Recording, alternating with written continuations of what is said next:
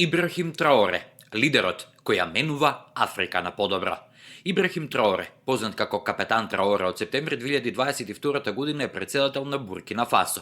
На власт дојде на само 34 години преку воен удар против тогашниот лидер, со образложение дека претходната власт не успеала да ја спречи џихадистичката закана и насилството во земјата. Како командант на елитната единица Кобра, тој ја презеде власта и веднаш започна со низа промени. Го протера француското воено присуство и го намали странското влијание во земјата, обезбеди поголем државен удел од рудниците и природните ресурси, отвори фабрики за храна, електрични возила и злато, ги намали платите на високите функционери, а ги зголеми платите на јавниот сектор. Но неговата мисија не е без ризик. Од 2022 година до денес врз него се извршени најмалку 19 обиди за атентат.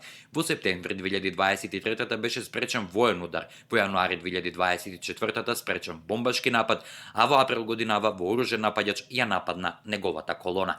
Траоре е еден од најмладите лидери во светот, роден е во 1988 година. Пред да стане претседател, служел во армијата, познат е по тоа што одбива да носи претседателски костум и најчесто се појавува во воена униформа. Откако дојде на власт, одби да зема претседателска плата, одлучи да ја задржи она од армијата, која е значително помала.